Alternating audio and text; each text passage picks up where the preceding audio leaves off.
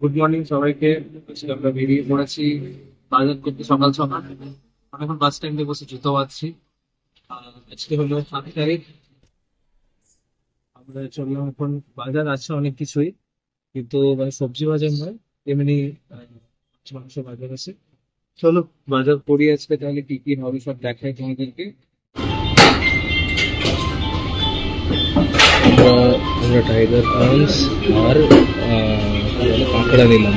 Squid বলেছিল মা নিয়ে যেতে, কিন্তু স্কুইড নেই এখানে। শোনা যাবে আজকে কাঁকড়াটা আমরা নিয়েছি, আর ওখানে চিংড়ি মাছ ওখানে নিয়েছি। এখানে মিল্ক বিকিস আর মিল্ক নিয়ে নিলাম, নিয়ে এবারে বাড়ি যাই। আমাদের বাজার হয়ে গেছে, এবার আমরা বাড়ির দিকে রওনা দিলাম। এই যে বাজারের থলি, সব বাজার বাড়িতে গিয়ে পরে দেখানো হবে। চলো তাহলে বাড়ি।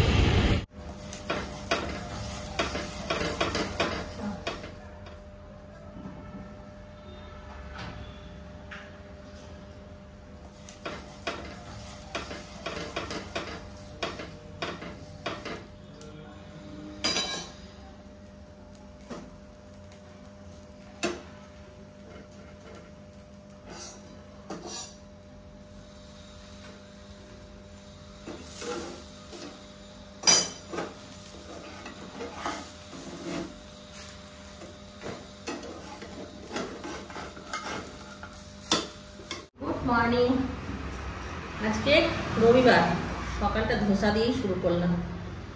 চিন্টুদেরকে টিফিন দিয়ে দিলাম, ওরা বাজার চলে গেলো, আর আমি স্নান টান করলাম, তারপর টিফিন করতে বসলাম। টিফিনটা করে নিই, তারপর রান্না বান্নায় লাগবো। অনেক কিছু বাজার নিয়ে এসছে।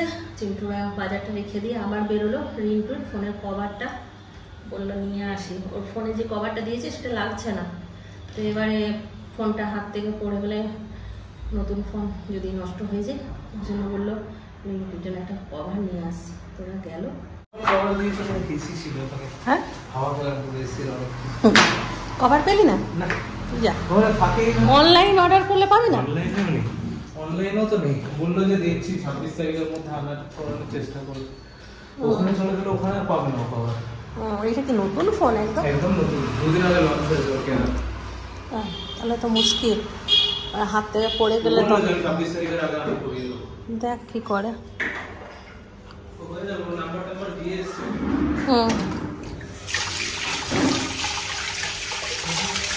আজকে বানাবো দই বড়া। এই যে ডাল ভিজিয়ে রেখেছি, বিকেলবেলায় বানাবো। উড়াতের ডাল। না না দেখায়নি, দাঁড়া আগে এই বাসন কটা ধুয়ে নি। হ্যাঁ, বাসন কটা ধুয়ে নি। না দাঁড়া, সব ধুয়ে ঢোকাতে হবে। মাছ মাংসের সাথে এনেছিস না? ছুটি আছে, মঙ্গলবার দিন ছুটি, বৃহস্পতি বুধ, শুক্রবার দিন মনে হয় সপ্তাহে ক্লিনিক এলো তো শুরু হয়ে। হ্যাঁ, সোমবার দিন আছে ক্লিনিক আছে, মঙ্গলবারে ছুটি, আবার মনে হয় 2 দিন পরে আবার ঈদ আছে, ওটা ছুটি হবে শুক্রবার দিন। করে নে আগে গামলা টামলা গুলো নিয়ে না।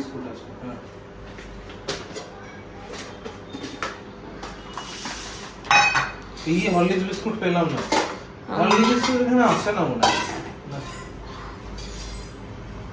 দেখি কি কি এনেছে।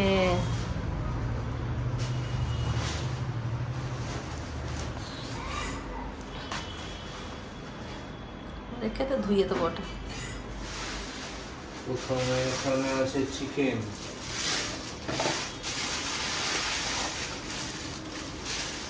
ধোয়াধুয়ি করতে হবে। অনেকদিন পর চিন্টু মাটন খাবে। সেই আমি গেছি তখন এখানে মাটন বানিয়েছি, আর ও ঘরে খেয়ে এসছে না রে। তারপরে না না একদিনও না। আর ও মাটন খেতে খুব ভালোবাসে, যদিও এখন ছেড়ে দিচ্ছে, বলছে খাবো না মাটন। চিংড়ি মাছ, মাটনটা যেন ফ্যাটি লিভারটা। এটা হচ্ছে টাইগার প্রনস। বাবা অনেক বড় বড় চিংড়ি নিয়েছিস তো, বাগদা চিংড়ি এগুলো। Tiger prawns. এটা হচ্ছে তোমার ইয়ে কি বলে 600 টাকা কেজি। কতটা নিলি? 250। Tiger crab. হ্যাঁ 250 টাকা। 300। এই 250 নিলি? 250। 500।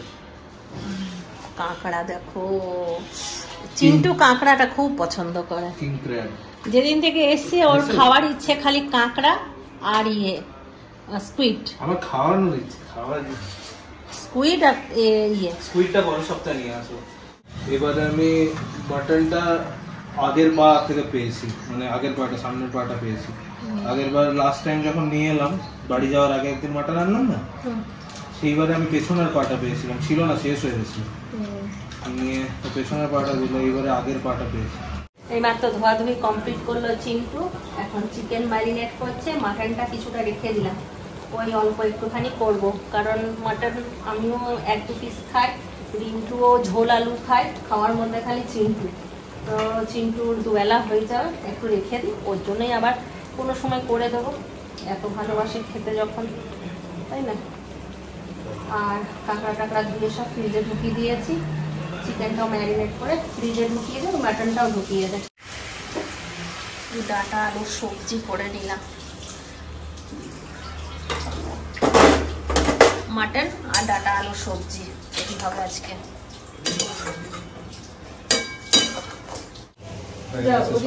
আমার হাতের অবস্থা দেখো, পুরো ইয়ে হয়ে গেছে। অনেকক্ষণ ধরে চিংড়ি মাছটা গুলো পিঠে কি থাকে ওগুলো বার করলো। আরে ওটা বার করতে হয় না, হলে অ্যালার্জি হয়ে যাবে। আমার দেখো অলরেডি অ্যালার্জি এখানে আছে, কিন্তু ওটা বোঝা যাবে না। অ্যালার্জি আমাদের আছে, এক্সিমা বংশ পরম্পরায় আছে, বাবারও আছে অ্যালার্জি। বাবার আছে, আমার আছে, তোরও আছে, খালি রিঙ্কুর এখনো পর্যন্ত আমার ডিমে অ্যালার্জি, আমার চিংড়ি মাছে অ্যালার্জি, আমার বেগুনে অ্যালার্জি। তাও তুই খাস? বেগুন খায় না তো, কিন্তু চিংড়ি মাছ তো খাস। যেটা ভালো লাগে সেটা খায়। আরে সময় নাই, আর কখন মাথা লাগাবি, কখন শুকাবে।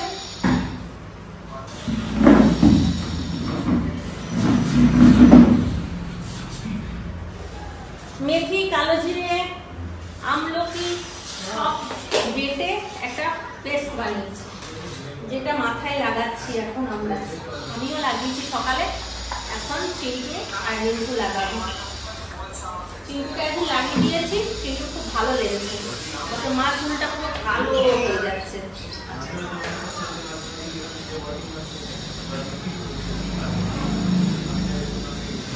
রিংটু লাগাবি না তো? জলগুলো ভরে আয়, জলগুলো ভরে দে, ঠান্ডা হবে তো, ঠান্ডাই হবে না। যা যা, দুটো বাজছে।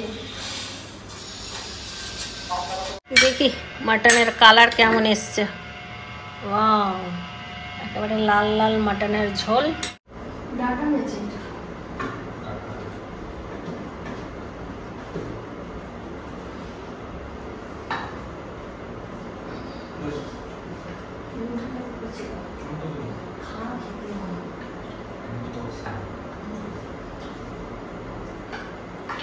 মাটনটা পাতলা পাতলা ঝোল। চিনি দিয়েছি, কি ভুলে গেছি, ডাটাতে চিনি দিয়েছি।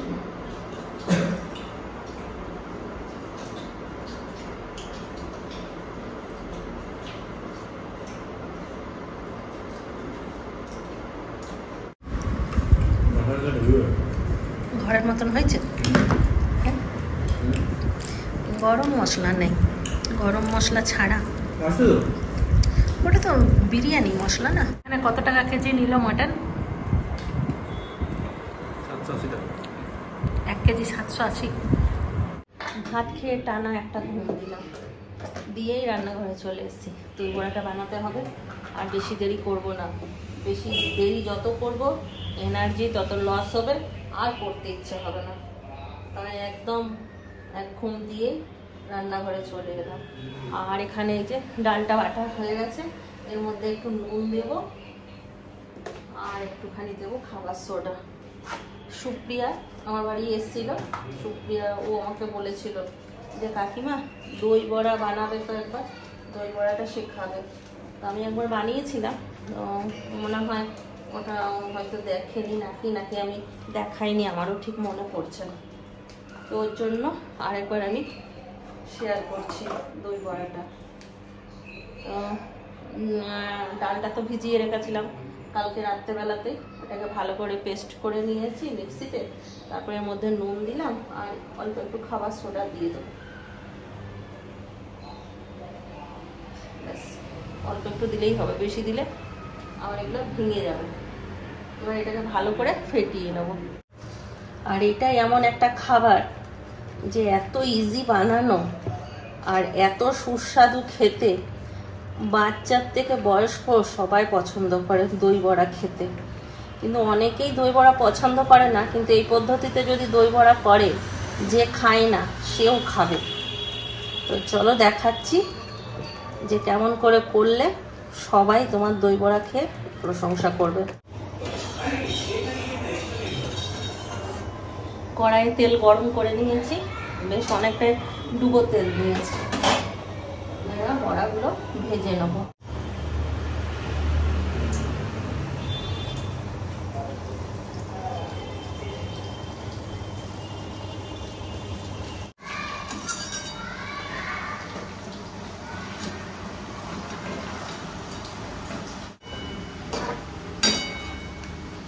দেখো কি সুন্দর ফুলেছে, ফুলে বড়াগুলো সব উপর দিকে হয়ে গেছে।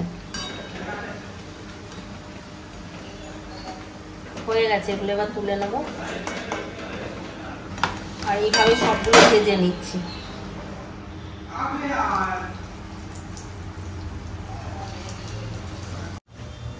হয়ে গেছে বড়া ভাজা। আর বড়াগুলো দেখবে কত সফট আর কত ইয়ে হয়েছে, এটা একদম স্পঞ্জের মতন। ভেঙে দেখাচ্ছি দাঁড়া, ঠিক আছে? কি সুন্দর হয়েছে, এরকম হতে হবে দই বড়াগুলো। এইবারে যেটা করতে হবে সেটাই হচ্ছে দই বড়ার আসল পদ্ধতি। একটা ছোট্ট পদ্ধতি, কিন্তু এটা না করলে দই বড়া শক্ত হবে। আর দই বড়ার এই পদ্ধতিটা করলে দই বড়া হবে একদম নরম তুলতুলে। তো এটার জন্য কি করেছি, আমি একটুখানি জল নিয়ে নিয়েছি, প্লেন জল। এর মধ্যে দেবো একটুখানি নুন,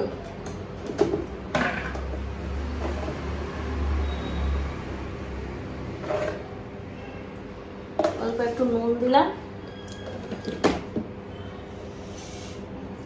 এবার এটা ভালো করে একটু নুনটা মিশিয়ে নিচ্ছি। এবারে যে বড়াগুলো ভেজে রেখেছিলাম সব এর মধ্যে দিয়ে কিছুক্ষণ রেখে দেবো।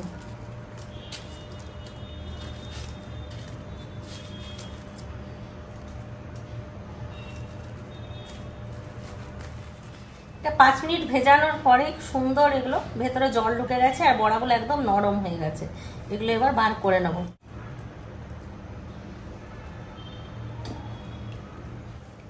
এই জলটাতে বড়াগুলো দেওয়ার জন্য দেখো বড়াটাও নরম হলো আর বড়ার ভেতরে যা এক্সট্রা তেল ছিল সব বেরিয়ে গেল।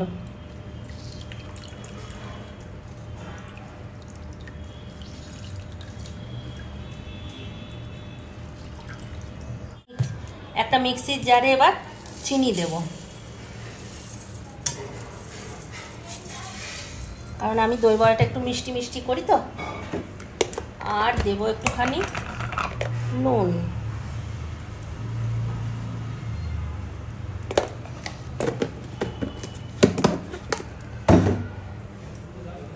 একটু চিনি দিই।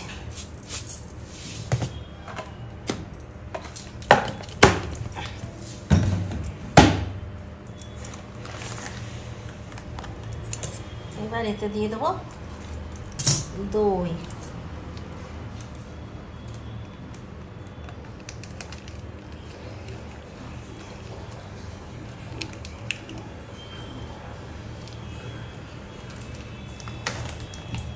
আরেকটা প্যাকেট দিয়ে দিচ্ছি।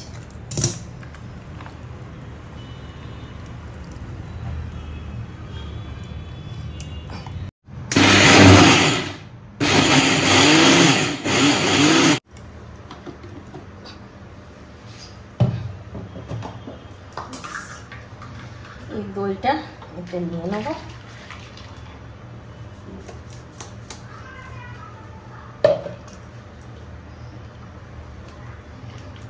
আর একটু দইটা মিশিয়ে দিলাম।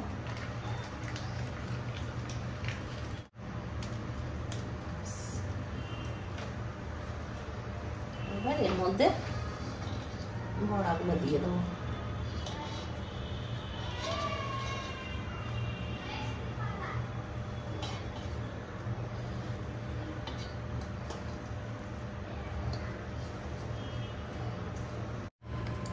দই বড়া রেডি। এবার এটা একটু সুন্দর লাগার জন্য সামান্য একটু লঙ্কার গুঁড়ো ছিটিয়ে দিচ্ছি, এটাতে দেখতে সুন্দর লাগবে। রেডি হয়ে গেল কি সুন্দর নরম তুলতুলে দই বড়া। আর বেশিক্ষণ সময়ও লাগলো না, আর ছেলে পুলে একদম তৃপ্তি করে খাবে।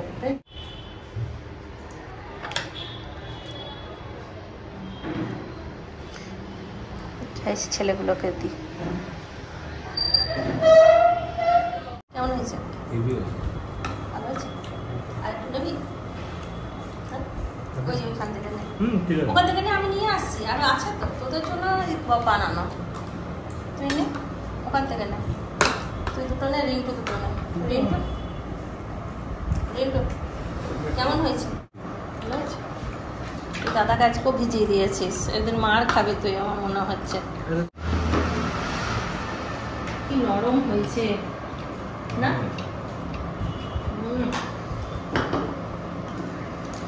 আমরা একটু মিষ্টি মিষ্টিটা পছন্দ করি, ওই জন্য চিনি দিয়ে করি। যারা মিষ্টি পছন্দ করে না তারা বিনা চিনি করলেই হবে, কিন্তু যারা বিনা চিনি খাও তারা একবার মিষ্টি দিয়ে করে দেখো, দারুণ লাগে।